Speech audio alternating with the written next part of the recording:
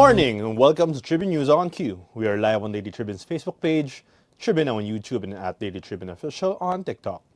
I'm AJ Kasiban bringing you this week's top stories. Let's get to it. Malacanang said Senator Ronald Bato de la Rosa has no basis to ask the U.S. to freeze assets linked to the aircraft that flew ex-President Rodrigo Duterte to the Netherlands. Presidential Communications Undersecretary Claire Castro stressed the U.S. respects the sovereign choices of allies, including the Philippines' cooperation with international institutions like the ICC. De la Rosa earlier cited a Trump-era executive order to justify U.S. action. Next up, the Australian government has donated 34 million pesos worth of drones and training to the Philippine Coast Guard. The donation includes 20 aerial drones and a 4-day training program for 30 PCG personnel. This support aims to enhance the PCG's maritime domain awareness and capabilities. The initiative is part of Australia's broader civil maritime cooperation with the Philippines, which also includes a vessel remediation, postgraduate scholarships, operational training, marine protection, and annual Love the Seas courses. Senator Amy Marcos presides over the committee hearing on foreign relations hearing on Thursday, 10 of April 2025 in Pasay City. The session seeks to clarify the roles of the International Criminal Court, Interpol, and various government agencies in the arrest of former President Rodrigo Roa Duterte. It also reviews measures ensuring that FPRRD's rights under domestic laws and international treaties were upheld throughout the process. The hearing aims to lay the groundwork for new legislation and coordination between Philippine authorities and international tribunals. Senators Bato de la Rosa, Alan Peter Cayetano, and Robin Padilla were also present. Justice Secretary Jesus Crispin Boying Remulla admitted he cleared the arrest of former President Rodrigo Roa Duterte following an Interpol diffusion order.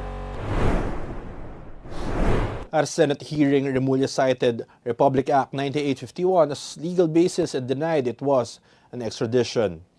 Senators Amy Marcos and Ronald Bato de la Rosa questioned the legality and transparency of the arrest, particularly the absence of a court order.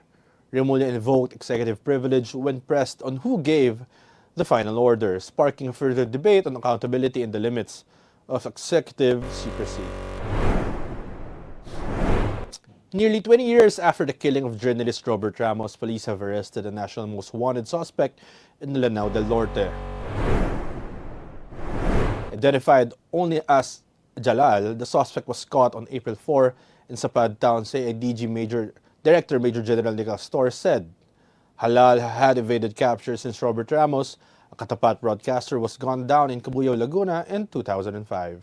A 150,000 pesos bounty has been placed on Halal's head. Now, going back to sports, Alex Ayala continues her impressive rise, reaching a career-high WTA ranking of number 73 following her surprise semifinal run at the Miami Open. The 19-year-old is currently training at the Rafael Nadal Academy in Spain as she prepares for upcoming tournaments in Portugal and Madrid, building up to the French Open in May. We keep evolving. There are so many more goals to be set in place, Ayala said, embracing the tougher challenges ahead. TNT Tropang Giga has re-signed veteran guard Simon Enciso to strengthen its backcourt for its Grand Slam bid in the PBA Philippine Cup. The 34-year-old guard returns after a 5-year absence, bringing valuable experience to the team. Enciso, a former second-round pick in the 2015 draft, previously played for TNT in 2020 and has since won 2 titles with San Miguel Beer. His addition helps fill the gap left by Jason Castro, who is sidelined for the season due to an injury. And now going down to business, the Philippine economy expected to grow by 6% this year and 6.1% next year, driven by strong employment, household spending, and government investments. PDB Country Director Pavit Ramachandran highlighted infrastructure projects such as railways and renewable energy as key growth drivers. He also noted that upskilling programs and conditional cash transfers are boosting productivity. However, geopolitical and trade risks, along with potential changes in U.S. tariffs, could impact investor sentiment. Inflation is projected to average 3% through 2026. Topline Business Development Corporation made its market debut on Tuesday, raising 73.6 million pesos through an oversubscribed IPO. The Cebu-based fuel distributor listed 2.15 billion shares on the Philippine Stock Exchange under the ticker TOP. The funds will support its expansion in Central Visayas, adding 20 new service stations and enhancing its fuel supply strategies. This marks the first IPO of the year and the first Cebu-based listing in nearly a decade. Now, in entertainment news, Julia Montes shared the inspiration behind her food business Takeout in a YouTube video. Passionate about cooking, she created the venture to provide restaurant-quality food for busy people with tight schedules. Launched last year with mentor chef Alan Mertola, Takeout started small with a commissary and offers food delivery and catering. The business was influenced by her family's longtime dream of owning a food business with plans for gradual expansion.